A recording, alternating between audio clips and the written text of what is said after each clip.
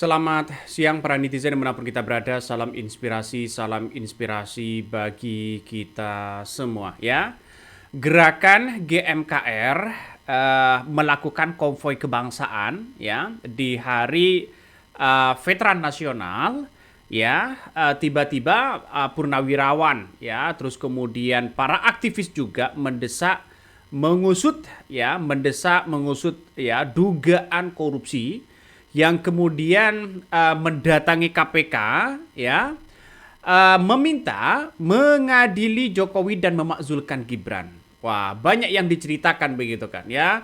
Jokowi menerima ini dan keluarganya ini dan sebagainya begitu. Nanti kita cuplikan, nanti saya tampilkan begitu kan.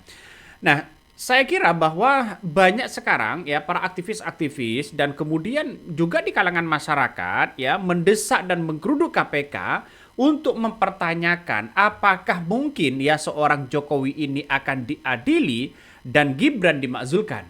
Nah,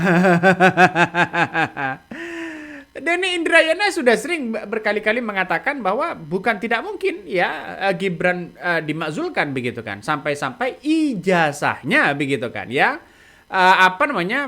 dilakukan sayembara siapapun yang menemukan ijazah Gibran atau menunjukkan ijazah SMA Gibran.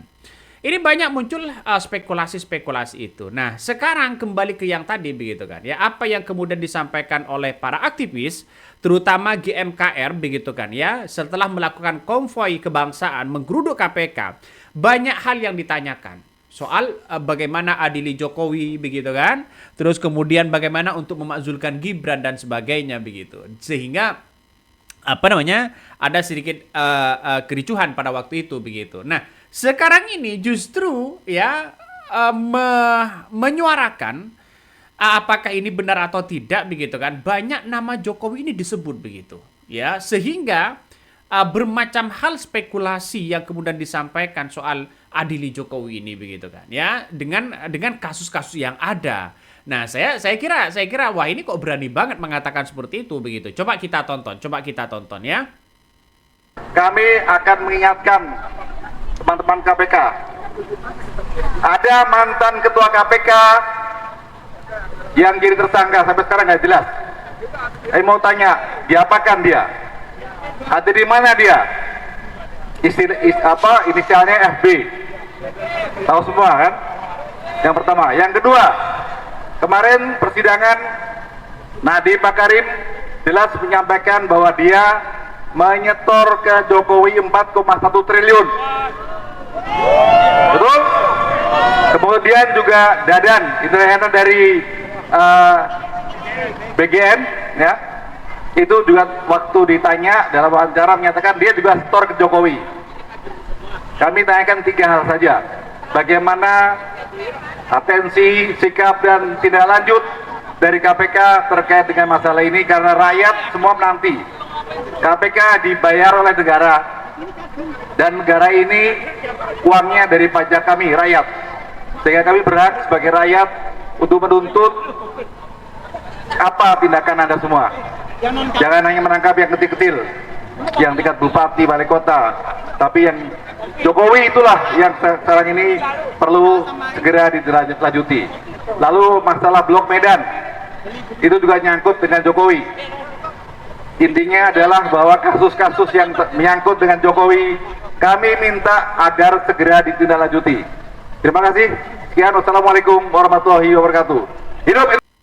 Nah, itulah yang kemudian disampaikan oleh aktivis GMKR begitu kan ya. Banyak yang kemudian mengatakan bahwa ya setiap kasus di era Jokowi, baik yang menimpa kepada Nadiem Makarim ya, kepada Dadan ya, kepada yang lain begitu kan, nama Jokowi ini disebut begitu.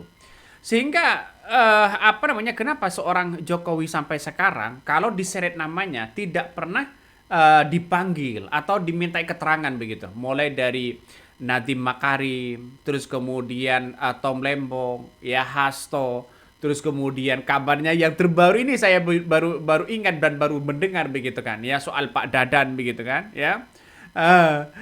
Saya menganggap bahwa ya apa yang kemudian terjadi di era kepemimpinan seorang Jokowi maka kan ini kan seharusnya punya tanggung jawab, terutama ya dengan kasus-kasus besar seperti Kemenak Gus Yakut hari ini kan menjadi korban pada akhirnya.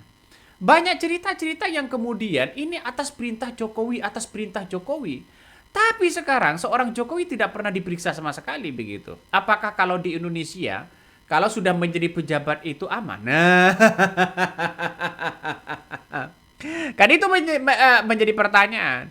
Sehingga saya pribadi begitu kan ya sering melihat demo-demo di mana-mana di era hari ini begitu kan ya.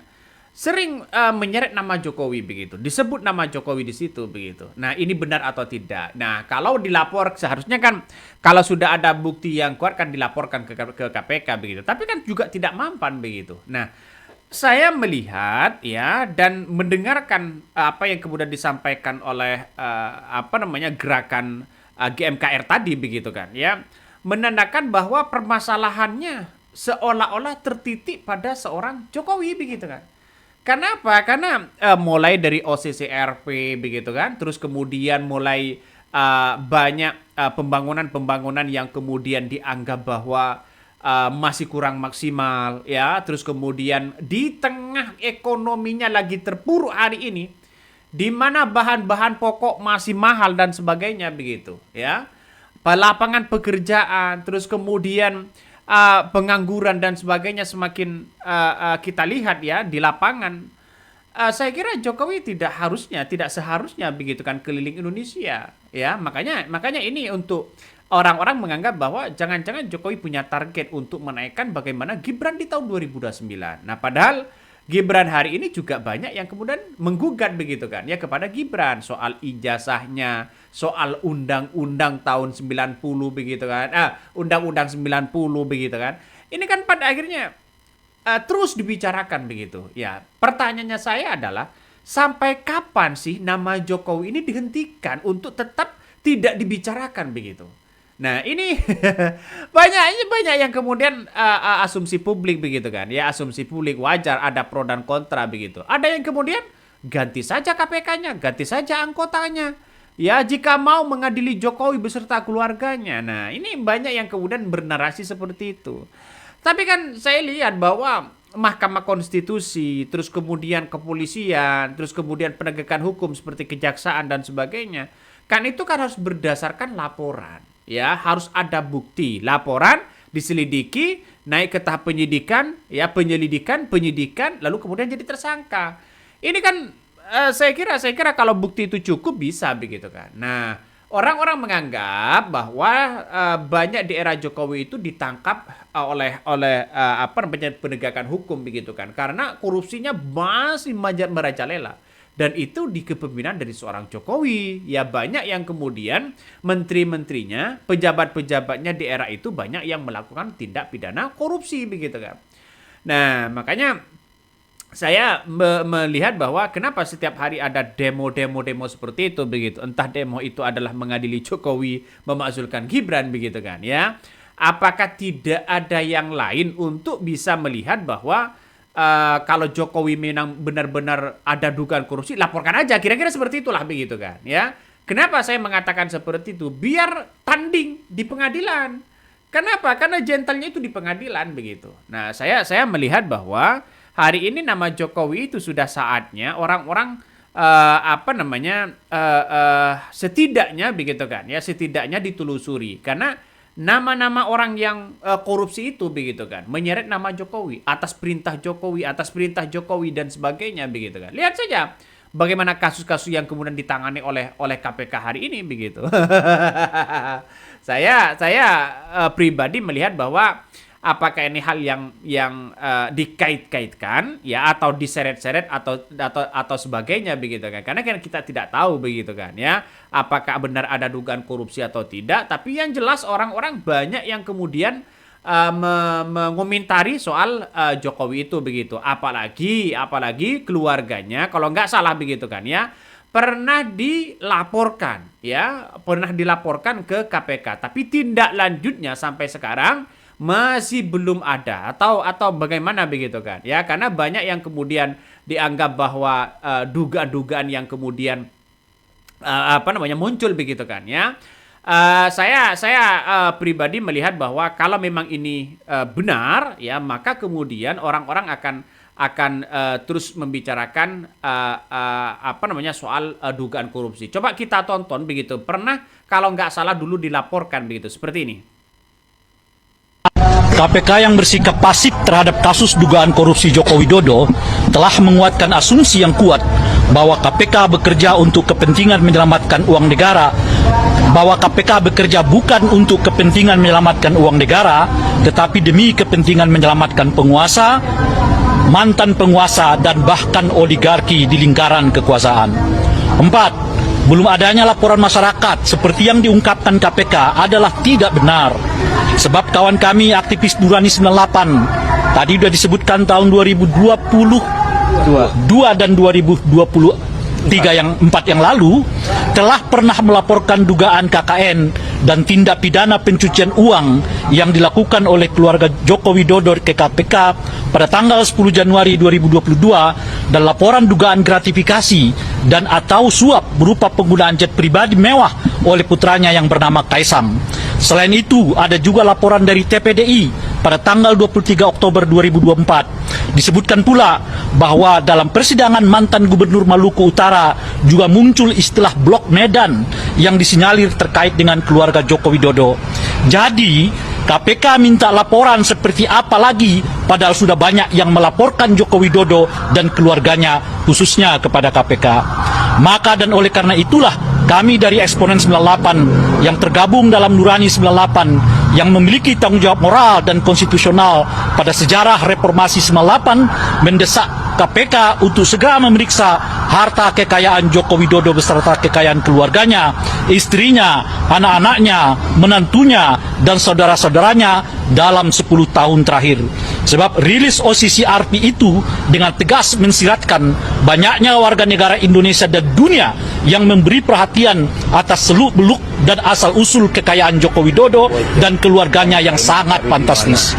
Demikian desakan ini kami sampaikan kepada KPK agar KPK segera menindaklanjuti tuntutan ini untuk memanggil saudara Joko Widodo, putra-putrinya dan atau menantunya untuk dimintai keterangan. Itulah yang kemudian ya disampaikan oleh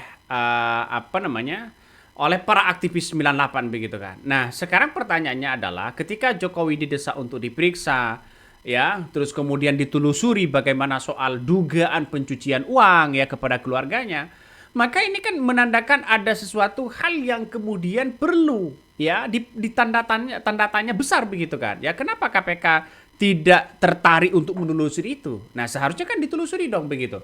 Ini kan bukan berupa asumsi yang kemudian disampaikan ke publik begitu, tapi sudah mungkin berdasarkan pengamatan ya, sehingga pengamatan itu menghasilkan bahwa narasi-narasi seperti ini seperti pencucian uang, seperti dugaan korupsi begitu kan ya, ada dugaan keterlibatan keluarganya Blok Medan dan sebagainya. Dan itu seharusnya kalau kita amati begitu kan ya, seharusnya KPK tertarik untuk menelusuri itu. Kejaksaan menarik untuk menelusuri itu sebenarnya. Makanya kita lihat saja bahwa kalau anak buah Jokowi aman-aman aja. Nah, ini apa yang disampaikan oleh para aktivis itu. Oke? Mungkin itu yang kami sampaikan ya. Tonton terus di channel Hodari Podcast Rakyat ini. Jangan lupa di subscribe.